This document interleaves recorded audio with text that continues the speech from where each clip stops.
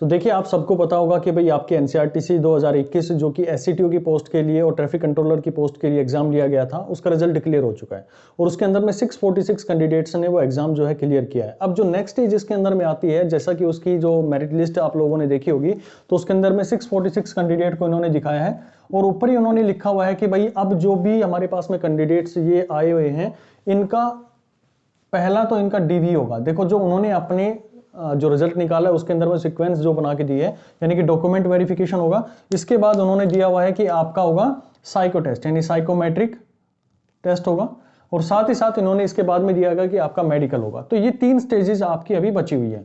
तो आप ये मानो कि आपने जो अपने एकेडमिक लेवल पर जितना पढ़ना था, जितनी तैयारी करनी थी, वो आप रिटन एग्जाम के थ्रू करके आ चुके हैं। अब सिर्फ आपकी नौकरी आपसे एक कदम दूर है। देखिए डीवी लगभग सभी के अपने कंप्लीट्स होते हैं, डॉक्यूमेंट्स जो होते हैं वो सभी के कंप्लीट होते हैं।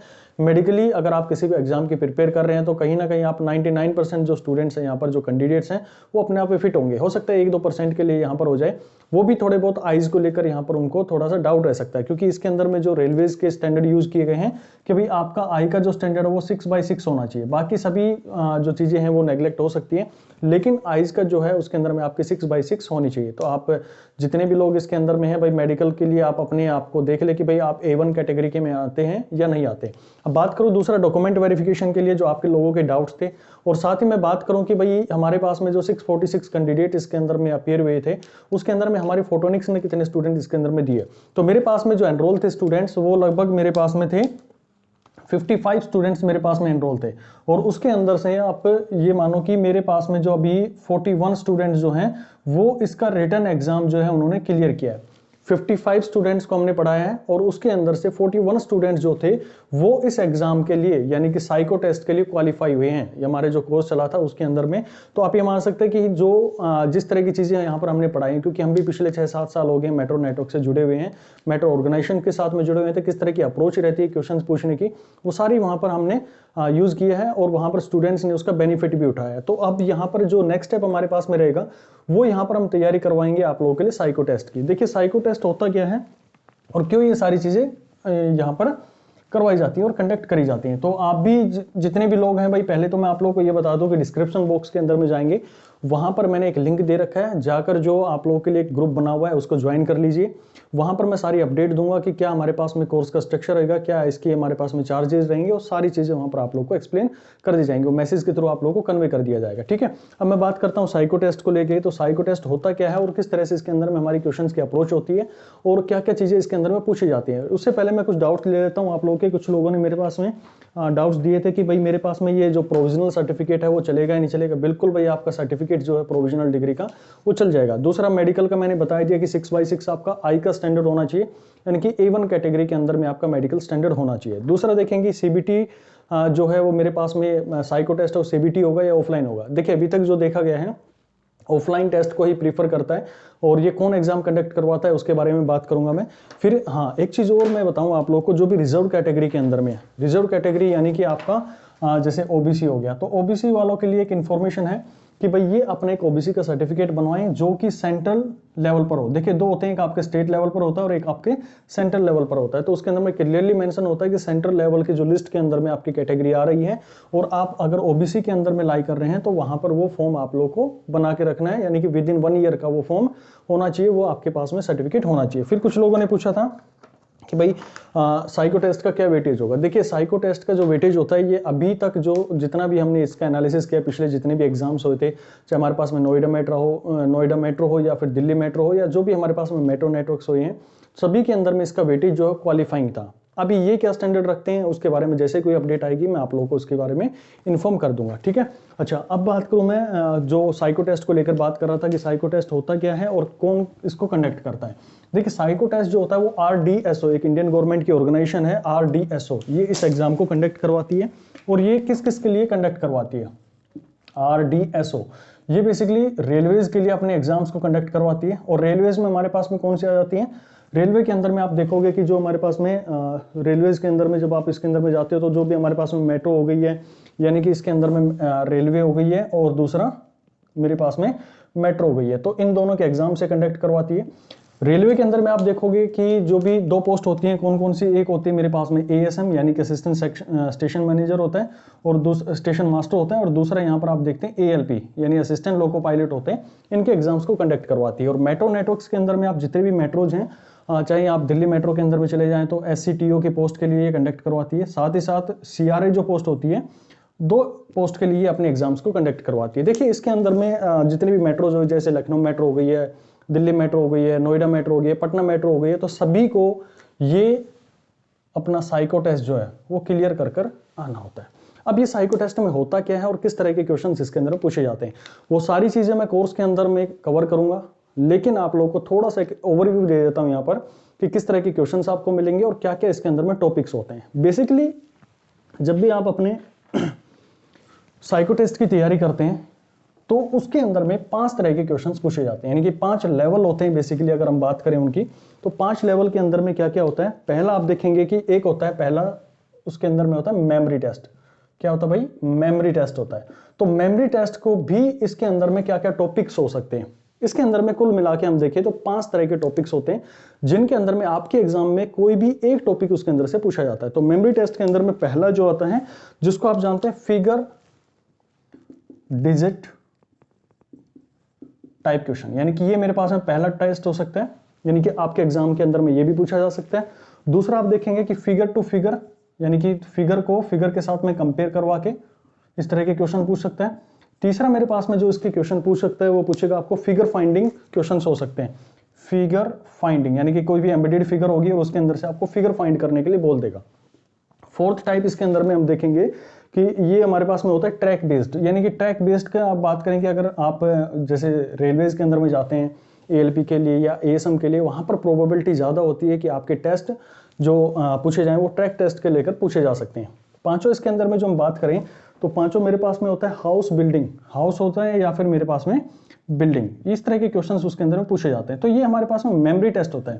यानी कि देखो साइको टेस्ट जो होता है ना वो डिफिकल्ट नहीं होता है, लेकिन उस एग्जाम के अंदर में आपकी प्रेजेंस ऑफ माइंड कितनी है वो सारी उसके अंदर में चेक करी जाती है। अगर आप बहुत ही एकदम कंसंट्रेशन के साथ में अपने एग्जाम को कंडक्ट करेंगे तो आप इजीली उसके अंदर में एग्जाम जो है वो क्रैक भी कर पाएंगे। तो आपको इसकी प्रेजेंस ऑफ माइंड देखी जाती है, क्या सोचने का तरीका है आप लोगों को क्वेश्चंस का, और कितनी फास्टली आप उसकी स्टोरी बिल्डिंग कर पा रहे हैं। देखिए ये सारी चीजें जो होती है ना, ये चीजें मैं यहाँ पर करवाऊंगा और बहुत ही छोटी शॉर्ट ट्रिक्स के साथ मैं आपको समझाऊंगा कि आप देखते ही अगर लोगों को 3 मिनट लग रहे हैं उस क्वेश्चन को अटेम्प्ट करने में, आप 1.5 से 2 मिनट के अंदर में उस क्वेश्चन को अटेम्प्ट कर लेंगे। अब क्या क्या होता है इसके अंदर में, क्वेश्चंस कितने आते हैं तो आप देखेंगे इसके अंदर में जो हमारे पास में अगर मैक्सिमम जो क्वेश्चन देखे जाते हैं, जो भी हमारे पास में मेट्रोज रेल नेटवर्क्स होते हैं उसके अंदर में ज्यादातर क्वेश्चन आपके फिगर डिजिट के अंदर से क्वेश्चन पूछे जाते हैं। अब इसके अंदर में होता क्या है, इसके अंदर में 2 टेस्ट होते हैं, सेट A होता है और दूसरा सेट मेरे पास में B होता है। इसके अंदर में 21 क्वेश्चन होते हैं और इसके अंदर भी मेरे पास में 21 क्वेश्चन होते हैं, यानी कि 2 सेट आपके एग्जाम के अंदर में आते हैं, 21 क्वेश्चन होते हैं।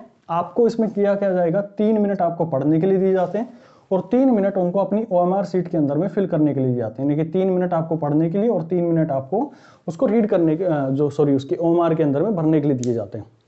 अब ऐसे ही हमारे पास में और टेस्ट, जो दूसरा टेस्ट अगर बात करूं मैं इसके अंदर में, तो फॉलोइंग डायरेक्शन टेस्ट होते हैं, यानी कि कुछ आपको दिशा निर्देश दिए जाएंगे और उन्हीं को फॉलो करते हुए आपको अपने एग्जाम्स के अंदर में जो भी चीजें बताई गई होंगी वो फॉलो करनी है, यानी कि फॉलोइंग इंस्ट्रक्शन, फॉलोइंग डायरेक्शंस पे बोल सकते हो, फॉलोइंग डायरेक्शन टेस्ट भी हो गया। तीसरा मेरे पास में आता है जो टेस्ट इसके अंदर में होता है depth perception test, depth perception test, ये मेरे पास में तीसरे तरह का टेस्ट होता है। इसके अंदर में भी हम देखेंगे कि टोटल मेरे पास में अलग अलग तरह के टेस्ट होते हैं और इसके अंदर में 2 तरह के टेस्ट होते हैं। एक यहाँ पर आप देखेंगे कि एक ब्रिक टेस्ट होता है और दूसरा मेरे पास में क्यूब टेस्ट होता है। बताएंगे इन सभी चीज़ों को लेकर जब आप कोर्स के साथ में जुड़ेंगे, तो पहली जो हमारी क्लास रहेगी इसके सिलेबस को लेकर रहेगी। अभी मैं बता रहा हूँ कि मेरे पास में टोटल कितने तरह के टाइप्स हो सकते हैं इन क्वेश्चन के, जो कि RDSO ने अपनी एक्सप्लेन कर रखे हैं, उसने अपनी यहाँ पर बता रखे हैं। इसको स्टैंडर्डाइज क्वेश्चन होते हैं, कुछ इनसे बाहर नहीं आता है, बहुत ही सिंपल टाइप के क्वेश्चंस होते हैं मेरे पास में ये। और चौथा जो मेरे पास में होता है उसको बोलते हैं डिजिट टेस्ट,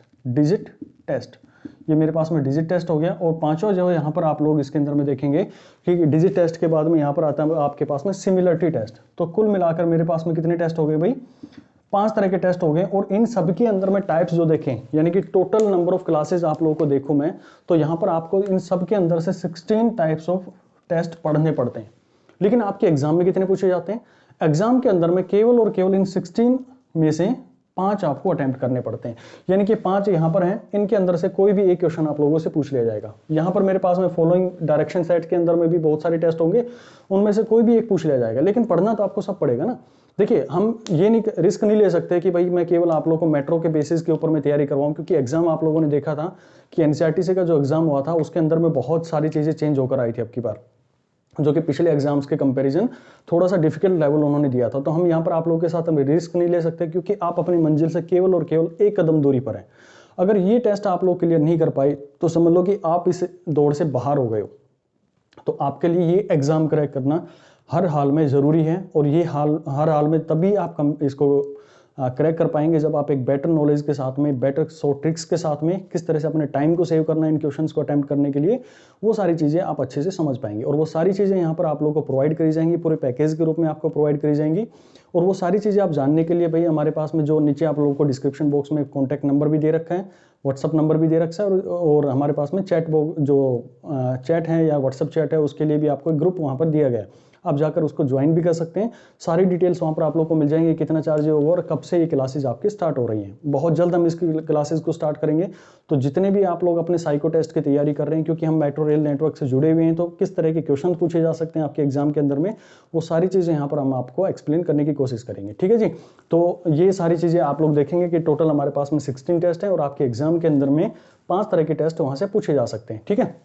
अच्छा, ये आप जब ये हमारा हो जाएगा इसके अंदर में, तो आप लोगों को एक्सेस, जितना भी हम बात करेंगे कि जो प्रैक्टिस सेट होगा, जितना आप प्रैक्टिस करेंगे इसके अंदर में, उतना ही आप लोगों के लिए बेनिफिशियल होता चला जाएगा। पहले तो हम यहाँ पर आप लोगों को सीट्स के साथ में आपकी तैयारी करवाएंगे, फिर आपको ऑनलाइन, देखो पहले जो मैं कहूँगा कि भाई आप जितने भी ऑफलाइन सीट्स हैं, ऑफलाइन क्वेश्चंस आप लोगों को दिए जाते हैं, ऑफलाइन कीजिए, यानी कि प्रिंट आउट निकालिए और उनको सोल्व करने की कोशिश कीजिएगा। और फाइनली उसके बाद में आप देखेंगे कि जब आपका बहुत अच्छे से रिदम बन जाएगा, आप लोगों की बहुत अच्छे से साइकोलॉजी, यानी कि बहुत अच्छे से उनको प्रेजेंस ऑफ माइंड के साथ में आप लोग चीज़ें पढ़ पाएंगे, और किस तरह से आपको प्रेजेंस ऑफ माइंड रखनी है, यानी कि कंसंट्रेशन को अपना कितना इंप्रूव करना है, कैसे इंप्रूव करना है, वो भी ट्रिक्स आप लोग को बताई जाएंगी। जब वो सारी चीज़ें कवर हो जाएंगी, तब मैं आपको रिकमेंड करूंगा कि आप अपनी किसी ऑनलाइन टेस्ट सीरीज को ले लो। जब ऑनलाइन टेस्ट सीरीज को लोगे तो आपके लिए और भी बेनिफिशियल होगा, क्योंकि आप उसके अंदर में बहुत मैक्सिमम क्वेश्चंस उसके अंदर में अटेम्प्ट कर पाओगे, मैक्सिमम प्रैक्टिस उसके अंदर में कर पाओगे। देखिए, ये जो हमारे पास में साइको टेस्ट होता है, डिफिकल्ट नहीं होता है, लेकिन इसके अंदर में तीन चीज़ें हमें बहुत अच्छे से ध्यान रखनी होती है। यानी कि सबसे ज़्यादा इसके अंदर में जो हमें ज़रूरत पड़ती है, वो पड़ती है हमें एक्यूरेसी की। यानी कि आप चाहे 10 क्वेश्चन अटेम्प्ट करो, लेकिन बिल्कुल एक्यूरेसी के साथ में अटेम्प्ट करना है। हाँ, लेकिन आपको 10 ही क्वेश्चन अटेम्प्ट नहीं करना है। मान लो मेरे पास में 21 क्वेश्चन इसके अंदर में आए हैं, तो आपको कोशिश करनी है कि 70 to 80% इसके अंदर में पहुंचो, इतने क्वेश्चंस तक तो पहुंचो, यानी 16-17 क्वेश्चंस तो आपको अटेम्प्ट करने ही होंगे। अगर इससे भी कम आप अटेम्प्ट कर रहे हैं, तो मतलब आप सिलेक्शन से दूर जा रहे हैं। दूसरी हम बात करें कि मेरे पास में मैक्सिमम हम अटेम्प्ट करें उसके अंदर में, ये मेरे पास में अटेम्प्ट करने की हमारे पास में ज़्यादा रहनी चाहिए। और हम धीरे धीरे इसके अंदर में क्या क्या हमारी और स्ट्रेटेजीज हो सकती हैं, उन सब चीज़ों को लेकर भी मैं आप लोगों के साथ में बात करूँगा। और ये दूसरी चीज़ इसके अंदर में बात करें कि भाई जब आपके एग्ज़ाम क्रैक हो जाएगा, तो जो लिस्ट बनेगी आप लोगों की, वो आपको जो भी इसके लिए क्वालिफाई करे जाएंगे, उनके मेल के थ्रू आप लोगों को इन्फॉर्म कर दिया जाएगा। तो आप लोग अपनी मेल्स को रेगुलरली चेक करते रहेंगे, और ये टेस्ट जब होगा उसकी भी डिटेल्स आप लोगों को आपके मेल के ऊपर में आएगी। तो अपने मेल आईडी को अपने रेगुलर चेक करें, और साथ ही साथ स्पैम जो बॉक्स होता है उसको भी रेगुलरली चेक करते रहें, क्योंकि बहुत सारी मेल्स ऐसे होते हैं जो स्पैम के अंदर में चली जाती हैं। तो ये ध्यान रखेंगे कि भाई मिस ना हो जाए। बाकी यहाँ पर जैसे कोई अपडेट आएगी, किसी भी स्टूडेंट के पास में आएगा, किसी कैंडिडेट के पास में मेल आएगी, तो मैं ज़रूर यहाँ पर आप लोग को इन्फॉर्म कर दूंगा। चलिए मिलते हैं फिर। इसके कोर्स के लिए आप मेरे पास में व्हाट्सअप कर सकते हैं, और जो भी आप लोगों को ग्रुप बताया गया उसके अंदर में जाकर ज्वाइन कर सकते हैं। सारी डिटेल्स वहाँ पर आप लोग को प्रोवाइड कर दी जाएंगी। जितनी जल्दी जुड़ेंगे उतना आप लोगों के लिए बेनिफिट होगा, ताकि आप कोर्स का पूरा बेनिफिट यहाँ पर उठा सकें। ओके जी, थैंक यू।